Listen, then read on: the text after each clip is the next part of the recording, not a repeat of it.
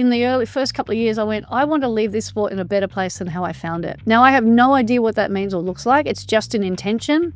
And that's what growth and change starts with. Welcome back, Keepers, to another episode of Keeping It Real with Jack and Ral. Now, when you think about resilience, courage, and the power of mindset, you don't have to look much further than Layne Beachley. Her list of achievements are bloody impressive, and they include 7 times world surfing champion, the only surfer, male or female, to win 6 consecutive world titles, plus a 7th one, of course. She's the first Australian woman inducted into the Surfing Hall of Fame. She was appointed Officer of the Order of Australia in 2015 for her distinguished service to the community through support of charitable organisations and to surfing as a mentor and champion. She's the first woman in history to win the Billabong Pro Tahiti at Teahupas, probably haven't pronounced that right, in 2000, surfing one of the world's heaviest waves. She was the founder of the Aim for the Stars Foundation, which supported young women in pursuing their dreams. She was the chair of Surfing Australia from 2015 to 2021. She's Australian Sports Hall of Fame legend of Australian sport, so a real legend of Australian sport.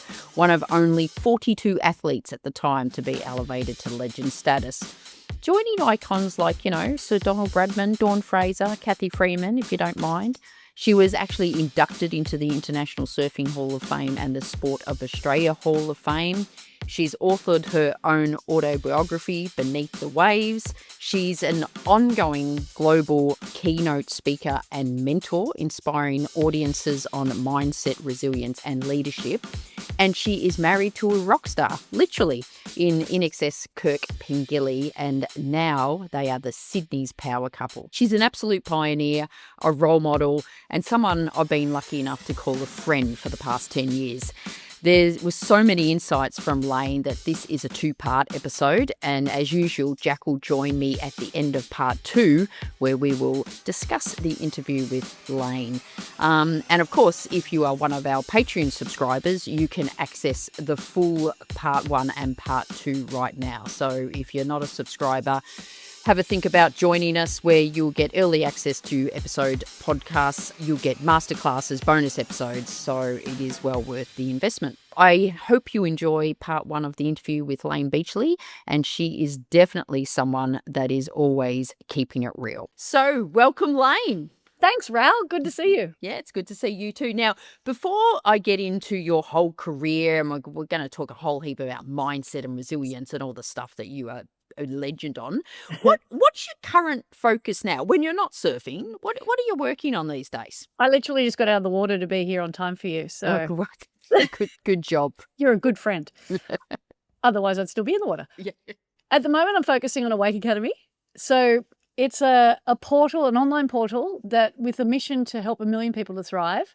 It's lived and learned life lessons. So essentially everything in either the book or the courses or the online material, it's all life tested and it's backed by science. So it's backed by psychology science.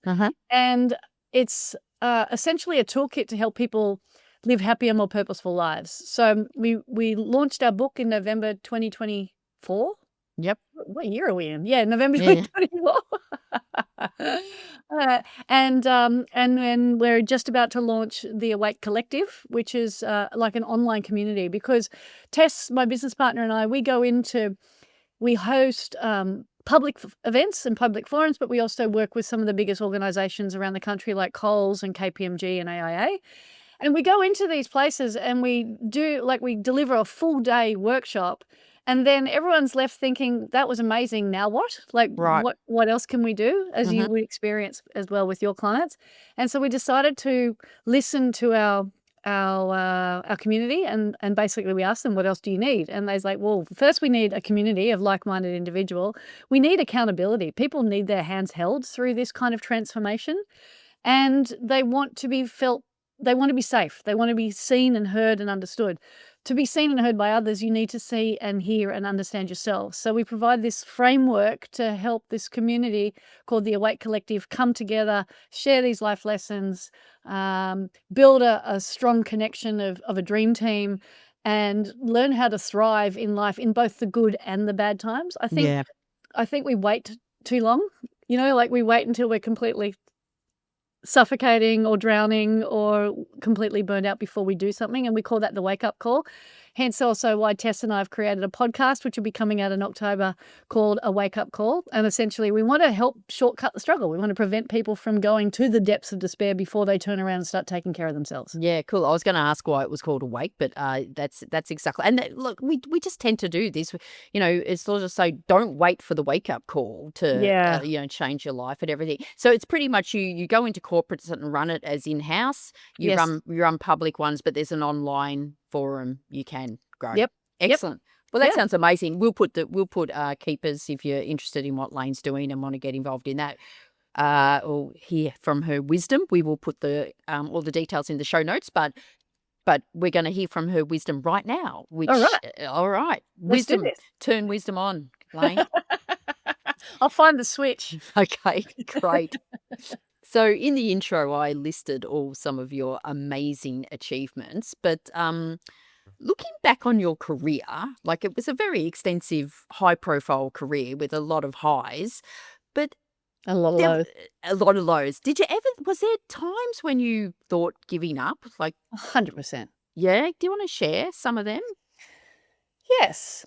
So let's see. When was because there was multiple times when I wanted to give up, and I think even before I joined the tour, actually, I wanted to quit, because it was all too hard. So these were my catalyst moments, my wake up calls, and I come back to the lessons that I learned. I think that's how I reconcile disappointment, heartache, sadness. Like I reconcile it through gratitude. Like, what's the lesson that I've learned and how can I apply that lesson now? Otherwise, if we keep referring back to our past, it can ultimately become our future if we hang on to it too tightly. So, look, I'll give you my top 3 almost wanting to quit moments. Number Okay. one, number one was in 1995. I was suffering from my second bout of chronic fatigue. I was number 2 in the world, and I was really struggling to break through. Like, when I don't know if anyone listening understands this, but and what I really also want to encourage people, when you hear world champion or world tour, think about the similarities, not the differences. So find the similarities in your life. Like, what's a big thing that you're striving for, a big goal or a big outcome that you're really chasing after? What's something audacious that you're committing yourself wholeheartedly to? That's the similarity. Yep. Oh, was that your house? That someone That just was my slammed? house. Someone Yeah, slamming the door. thanks. They just slammed the door on my story. Thank you very Yes. much. Yeah, so I was fed up. I was worn out. I was overwhelmed, and I'd had enough. And I gave you the wrong year. It was actually 1997. So this was the year before I won my first world title. It was 1997. I had I was still suffering from my second bout of chronic fatigue syndrome. I was completely burnt out and I was overwhelmed. And I got to the point where I was like, this is all too hard. I think I'm done. And one afternoon after training, or actually one morning after training, my personal trainer sat me down, a guy called Rob Rollins Smith, and he said to me, what is it that you want? And I said, I want to win a world title. And he's like, what's it going to take? And I said, 100% effort and commitment and discipline and determination. He's like, well, what are you investing into it right now? And the first number that came to mind was like 65. And I thought that's not a good enough answer. So I said 70. Still not good enough. So he said, there's your answer. So you knew you weren't putting in 100%. I knew, but I also knew that I was burnt out. And Yeah. so there was, my mental fortitude has enabled me to achieve the greatest goals of my life, but it's also cost me some really significant things, which is the ability to listen to my own body and my own intuition. So that tenacity and that ferociousness cost me a lot of fun and joy, because every time my body broke down or every time things weren't working, I just saw it as another goal to overcome. Yep. As opposed to sitting and listening. So the body whispers before it screams. I waited for the screams, and even then I stopped tuning in. So that was the first one. So just on that before you move on, like you said you were second, were you thinking, because I'd imagine a lot of our listeners, not surfing, but like they often go, I always just miss out on the job. Like I always get shortlisted, but I miss out. Were you were you thinking, I'm doing everything I can, and why Yes. isn't this working? Just so you were thinking that, yeah. I was convinced that I was doing everything I can, but if I took an audit of everything that I was doing that was both sabotaging and supporting, there was definitely conflict there. I've now learned upon reflection that if you're falling short all the time, it can also represent a fear of success, and that's what I had. I had a massive fear of success because I was Ah, focusing on what the success was going to cost me more than what it was gonna give me, so I had the negativity bias around success. yep. And that fear was driving my behavior. So when I was right at the catalyst of the greatest growth or the greatest opportunity, the ego would come in and go, "No, you're not ready, or you don't have what it takes, or you look at what's happened before. You've never quite made it." So, you know, Yeah. just I think fear of success is, really hard to identify in yourself. Like, a lot of people would probably admit their fear of failing, but yes, fear of success seems, like, counterintuitive, but it does. it's there, isn't it? It is, and it was a really strong force in my life. And until I became aware of it, I had to ask myself, how do I judge people that are successful? Because we are what we judge, right? And we fear what we judge. So we fear what we don't know and we judge what we don't understand. So I was judging successful people as being arrogant, obnoxious, disrespectful. So I feared becoming that. Yep.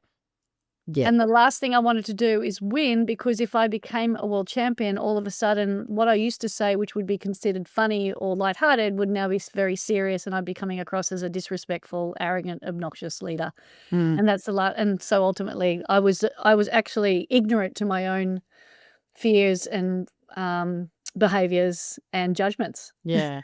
I often find when people say to me, it could be around storytelling or something, or, I don't want to be that person that tells stories about themselves all the time. And I go, well, don't be. Like, and Mm. and it's almost like if you have this fear of, I don't want to be that person, Yeah. most likely you won't be that person. But it doesn't mean you shouldn't go for it. Well, I disagree, because I feel that if you're focusing on what you don't want, you're still focusing on something, Right. and what you focus on expands. And so if you're constantly focusing on what you don't want, that's exactly what you will become. Right. Then you have to ask yourself, well, what is it about that I'm judging? Because we are what we judge, and how does that reflect back on me? Yep. So it's all about taking the personal accountability. Hmm. So that moment in time where my trainer gave me a mirror and said, "Have a hard look at yourself. Like, how much are you investing in this, and are you doing all the right things, or are you just finding excuses?" And that's what we tend to do. We find Yep. excuses which validate our beliefs and choices, and then we step back, and then our ego goes, "Hell yeah! See, told you so. You were never going to make it." All right. Well, that was one. What were the That other was one. two? The God. other one, the second one was when I well, so and ironically, that was a year before I won my first world title. So that was around May, June Hmm. in actually 1997, I hate to admit it. And, the following, so December that year, I went to Hawaii. I fell in love with a guy called Ken Bradshaw, looks a lot like Buzz Lightyear, can fly around the room with his eyes closed, has an impressive wingspan. And Ken became part of my dream team and flew me around the world with my eyes closed, and I went on to win my first world title with Ken as my dream team member.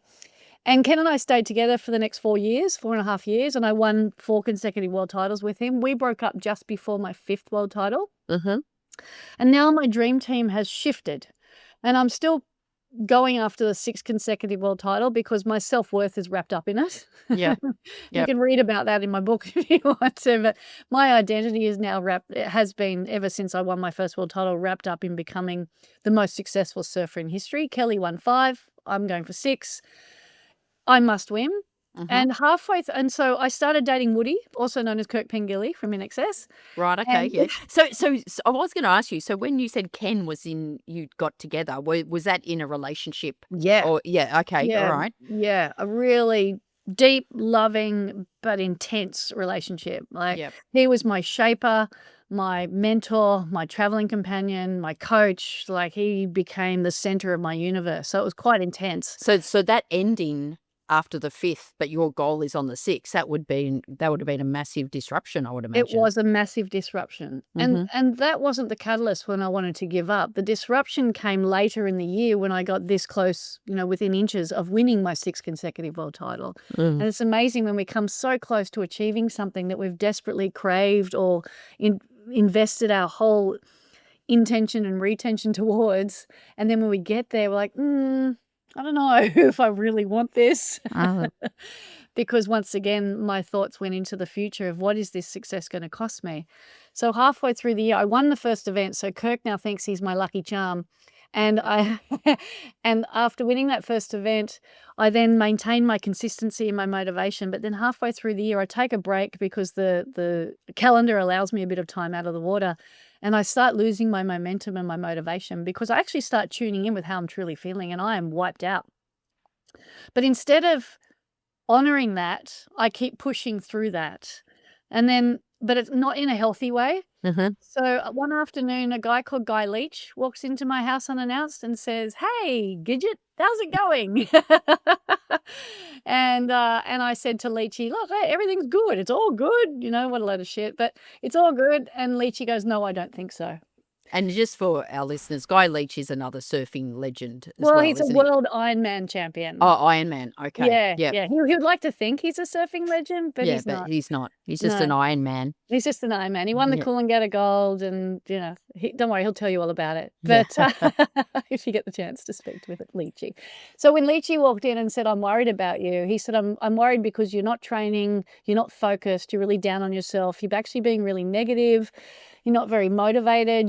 I've known you since you were 13 years of age. You've had your goals, your dreams, your aspirations up there as your daily accountability partners. But the behaviors that you're currently demonstrating are actually getting you further away from that, not closer to it. So you have a choice to make. Mhm. I went, "What is that?" He's like, "Well, quit and regret it for the rest of your life, or get out of your own way and get the job done." Another person that held a mirror up to you. Yes. Yeah. Yeah, exactly. So Relici helped me get out of my own way, and then I Mhm. was able to tap into a variety of different tools and modalities, which I share through the Awake Academy book and online courses and platform to help people also get out of their own way. Because Mm. it's amazing when that itty bitty shitty committee jumps on your shoulder and says, "No, you're not good enough," just how loud and proud it can become. Yeah. So it gets really toxic. Yeah. And then I went on and won my 6th consecutive world title 3 months later. So I was very grateful for Leachy. I was very grateful for Rob. And then the third one was a little bit more recent, and it was more around actually wanting to quit life more so than just quit the work, you know? Yeah. Okay. I was in a pretty dark, depressed, episode. I'm susceptible to depression. I'm aware of it. I Mhm. know when I'm in it, but I'm a silent sufferer. Right. Okay. And that whole silent suffering is what prolongs our pain and suffering. So, and ironically, I was in probably the darkest depths of despair. At the same day, I had to go and stand on stage with John Brogden as he launched his book Profiles and Hope, and I was chapter 1, all around overcoming suicidality, depression, and anxiety. Right. So I was just really fortunate that I had a dream team around me that asked me the right questions and provided me with the time and space to go, "Are you okay?" Mm. And make it safe for me to say, "No, I'm not." Yeah. And then, Yeah. "Okay, so what can I do to help you?" Mm. So, and just basically just hold me Yep. and just let me know that it's okay not to be okay. Mm. So You giving myself the safety. Yeah, you've mentioned the importance of your dream team around you, so your support crew. Is that something you actively, I don't want to say like audit, but look at it and go, is it still the right dream team for me? Is it still supporting me? Do you sort of actively do that? I think dream team members tend to weed themselves out of your dream team based on those phases of life that you're in. Mhm. And you've got your core dream team, like your top 5 that just stay there forever, but then you've got your core your dream team based on situations or circumstances or moments in time. I mean, you've been and still are part of my dream team. I know that I can pick up the phone and call you anytime when I need clarity or support or guidance and counsel, and vice versa. Mhm. So having those members and letting them know that they're part of your dream team is really powerful and important because you just don't know when you're going to need them. And I feel that we all understand, the law of proximity states we become the sum of the top 5 people. So sometimes when we look at the 5 people we surround ourselves with, we've got to ask ourselves, are they the right people for me right now? Yep. and then you have some crucial conversations, or you build connection and boost that connection, or you just let people go. Yeah, no, I agree. It's a sort of well, I talk about it as your network, like your inner circle, your network, and it's Mhm. sometimes you sort of go, actually, it's not. They're not serving me Yeah. at the moment. Yeah. And yet, Or they're yeah, sabotaging me. yeah, exactly, exactly. And that's Um, and dream team members don't sabotage. Dream no, thieves do. yes, yes. You get rid of your dream thieves, not your dream team members. And note to self, one more thing when it comes to dream thieves and you identify who they are, don't tell them. Oh, oh, okay. What do? You just sort of just Just it's an empowerment tool for you to know who your dream thieves are, so you can make sure that you are in what state you need to be in to engage with them effectively. yeah, Because I know when I'm depleted and I go into an interaction with a dream thief, I go into freeze, fight, or flight. right, okay, Yeah. yeah, But yeah. don't tell them they're a dream thief. They Don't take tell it them. very personally.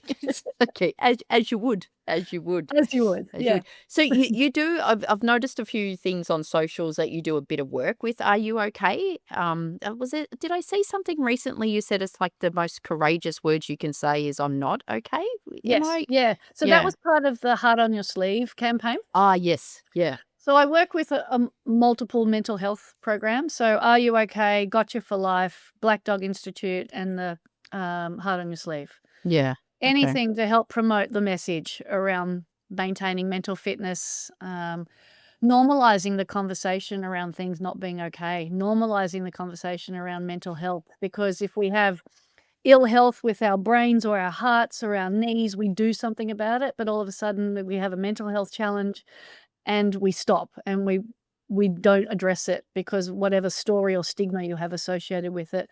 But 1 in 5 Australians will suffer from a mental health illness or injury throughout their lifetime. Mm. Yeah. It's definitely. We're definitely speaking about it a hell of a lot more than we used to, like 5 or even 5, maybe 10 years ago. So that's a good thing, and clearly, the likes of you promoting it and stuff like that, and giving it a voice. Hey, I've got another question. We might have sort of covered on this, but when you won those 6 in a row, what Mm. did you learn about yourself year after year? Like, how did you keep going? Uh, what did I mean, which one do you want me to learn? So what did I learn after year 1, 2, 3, 4, 5, Yeah, and 6? So, like yeah, every year was being at the top of your game yeah. for 6 consecutive, like, there's very few athletes or teams that would do that. Mm. You've talked about your setbacks, but Yeah.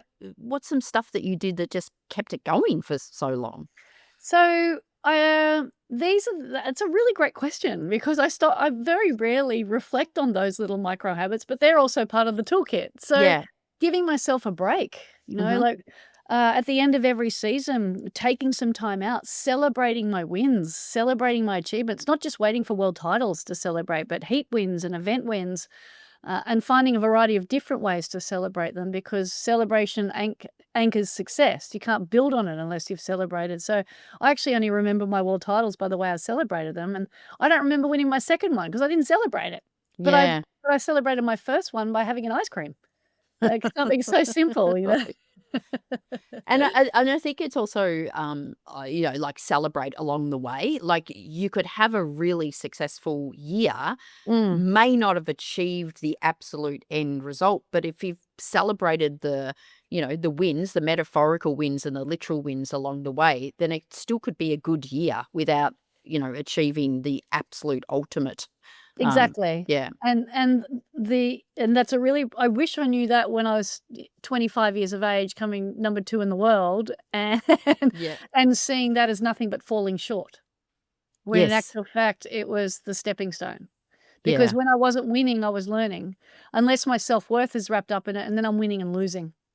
yeah. So, world titles 1 and 7 were the bookends because 'cause they're love-based, they were process-driven, but 2, 3, 4, 5, and 6 were outcome-driven, and that meant everything that happened was an identity piece. I feel like there's a nugget in what you Okay, just said then about process and outcomes. so process driven means I'm in love with the process of being a better surfer, a better competitor, a better human being. So I'm doing all the little things and Yep. focusing on I already know what the outcome is, what the desired outcome is. Mhm. So I'm holding myself accountable to do all the little things, find all the little weaknesses, turn them into strengths, identify what the things I'm doing well and doing them a little bit better. just finding all the little things that help me, whether it's my relationship with myself, or it could be my understanding of my equipment, fine-tuning the fins on my board, fine-tuning my nutrition habits, my hydration schedules, my sleep habits. Just those little things make a significant difference to how I perform each and every day. So they were the processes that I put in place. Then Yeah. when it came to competition day, how prepared am I? Is my bag packed the night before? Do I have the right boards? Am I confident with my equipment? Am I familiar with the conditions? Like those kind of things. So I was always preparing myself to perform at my best. That way, the outcome took care of itself. The result truly didn't. I mean, it mattered, of course, but it didn't define me. Yeah. Now, all of a sudden, I've achieved my goal, and the outcome is now more powerful than process, because I've put too much pressure on myself, or too many expectations on myself to be worthy of the success I crave again. Yeah. So the lesson that I learned after winning one, and the advice that I'd give myself, is you are enough. You are worthy of this success, because that's all I was really going for. When you were talking before, sorry, about the results, it was just reminding me to bring it back to even smaller things. Now, I'm not comparing myself to your world title, but a recent, like a goal, I sort of say have a goal, but it's not that important. Like Yeah. I'm trying to do my goal, Layne, wait for it, is I'm trying to do one chin up. One. That's good. No, so, and Unassisted? unassisted, one chin up, right? I can do like about a quarter of one Okay. at the moment. And so, but for me to be able to do that, I'm not just trying to do chin ups. I've got myself a little grip thing to increase my grip, because and I'm doing dead hangs, and I'm working on my back. And so I'm doing all these things. And you know what? It's changing the way I exercise. If I end up not being able to do it, it actually doesn't really bother me at all, but I know I'll be fitter and stronger because of, the little things I'm doing towards that goal, where the goal Exactly. is whatever, like. And I love that story, and it's a great interjection, because what's the ultimate result of that within you? Yeah, that I'm overall fit, that I'm doing stuff now to make sure when I'm 70, 80, 90, I'm the fit and strong as I possibly can be. So So that short term, that's the end goal, really. the end goal is longevity or health span. Yep. Short term, it's confidence, Yeah. and that's what it's creating. Yeah. So when you follow a process, it boosts your confidence, because you Okay. stop being distracted by what everyone else is doing. You stop comparing, you stop analyzing. Yep. So you actually are just focusing on what you can control. We always hear that, control the controllables, but what are they? Well, Mm. that comes down to whatever it is that you're working towards. Yep. Then that's defined by you. And then you need to be held accountable. I don't know by who, if someone outside of you or just Uh-huh. your own progress, but you Uh-huh. need to be held accountable. I need an accountability partner. That's why I only train with personal trainers. Right. Otherwise, I'll just go surfing. Yeah. We did a podcast a couple of weeks ago. It was Comparisons, the Thief of Joy. And it Oh, was yes. sort of like when you compare yourself to those really, really big high things, like, they're successful or they got a great marriage. That's a thief of joy. But if you Mm. compare to little things like, the way they train, or the way they, write whatever, it was like, then you can improve yourself. And it was like, but it's not a thief of joy, but it's those big, Yeah. yeah, external Depends things. what you're comparing yourself to, 'cause Exactly, I always exactly. say comparison leads to a sense of inadequacy. Mm, And so obviously the bigger the comparison, the more inadequate you feel. yeah, Unless you are, like you say, you're doing something, you see someone doing it better, and that's what I did as an athlete.